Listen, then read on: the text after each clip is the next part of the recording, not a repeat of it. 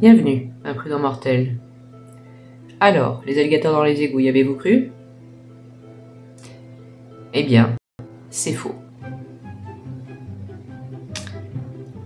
En fait, il n'y a pas de fumée sans feu, vous verrez. Ce n'est pas, en tout cas, aussi spectaculaire qu'on le prétend. Souvenez-vous, il y était fait référence au début du film E.T. Tu sais, on dit qu'il y a des alligators dans les égouts. Des alligators dans des égouts. Beaucoup de gens aujourd'hui croient encore qu'il y a des bêtes plus ou moins dangereuses dans les égouts, c'est pour ça qu'il ne faut pas y aller. Je confirme, il ne faut pas y aller, mais ce qui est le plus dangereux pour vous, ce seraient les microbes. Et c'est exactement pour cette raison qu'en réalité, ni un alligator, ni aucune autre bête vivante ne pourrait s'habituer à être là très longtemps à moins d'être un rat. Mais oui, les alligators sont comme vous et moi, ils succomberaient aux microbes. Ils n'auront certainement pas le temps de se développer pour devenir des albinos. Dans certaines versions assez poussées de la légende, on était allé jusqu'à prétendre que des enfants pouvaient tomber ou être abandonnés dans les égouts. Encore une fois, c'est impossible, ils succomberaient très rapidement. Et on prétendait que comme les alligators, ils pouvaient y grandir, devenir des mutants à aspect albinos après quelques générations. Et que pour eux, les alligators feraient de fidèles montures. Les épais panaches de fumée blanche qu'on peut voir à New York monter des plaques d'égout sont réels, mais ce n'est que de la vapeur. Toutefois, la rumeur a parlé effectivement de fumée produite par les joints fumés par les mutants dans les égouts. On pourrait faire pousser de marijuana des plus violentes. Et sans aucun doute, effectivement, c'est à l'origine des mutants des égouts de New York en l'an 3000 dans Futurama. Mais je me répète, pas plus que les humains, un alligator ne peut survivre dans une eau à la fois polluée et froide. Autrement dit, vous ne risquez pas plus de croiser un saurien en tombant dans un égout d'une grande ville qu'en passant à proximité d'une plaque dans la rue Dieu merci. Mais je vous le disais, pas de fumée sans feu. Cette histoire vient de quelque part. En l'occurrence, la rumeur de New York est fondée sur un incident réel qui s'est produit le 9 février 1935. Un groupe d'adolescents à Harlem a trouvé un alligator près d'une plaque d'égout. Peut-être effectivement que c'était un individu abandonné après avoir été apprivoisé, ou qu'il avait réussi à remonter depuis la Louisiane. Allez savoir comment. Ces adolescents essayèrent de promener le reptile en laisse, mais ils tuèrent la pauvre bête quand elle chercha à les mordre. Il s'agissait, précisons-le, d'un bébé alligator en fait, évidemment.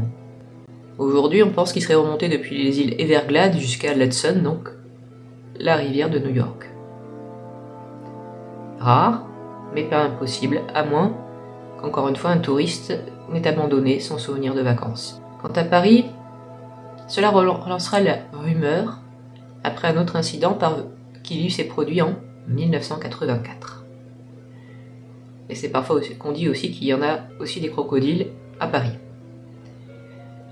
En 1984 donc, à Paris, des pompiers attrapèrent tout près du Pont Neuf un bébé crocodile, vraisemblablement échappé d'une animalerie.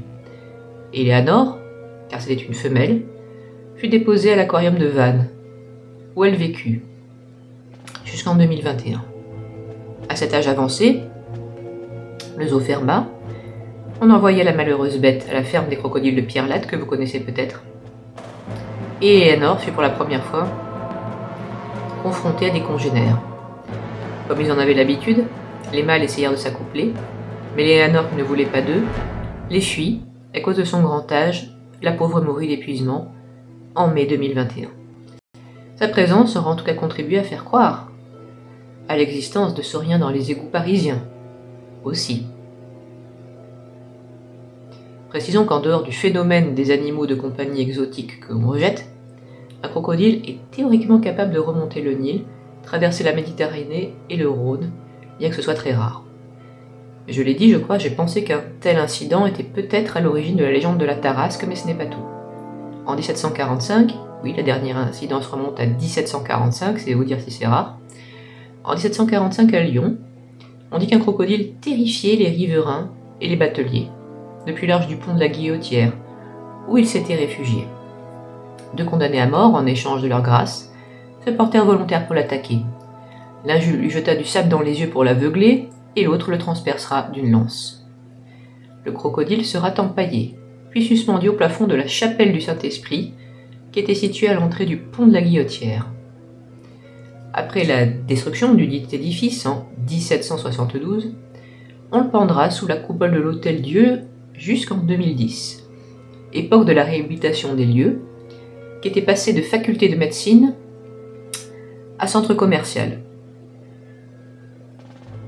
C'est pourquoi la revue estudiantine des Hospices de Lyon, ou donc de l'Université de médecine, s'appelait le Crocodile.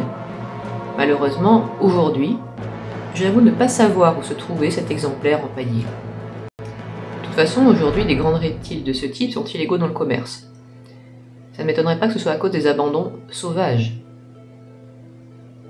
Cette légende est fondée sur la peur d'un danger inattendu dans un lieu familier et des endroits qu'on côtoie, sans jamais y aller comme les égouts. Ce n'est donc pas sans fondement, mais ça reste irrationnel.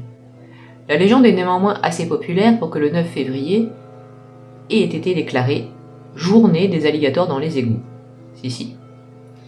Il existe même des statues sur le sujet. J'espère que cette histoire vous aura intéressé. Si vous voulez me soutenir, voyez le lien en description de Patreon, Tipeee et Ko-fi. N'oubliez pas de vous abonner, de mettre un pouce bleu, de commenter et de regarder sous votre livre de la lumière. Au revoir, imprudent mortel.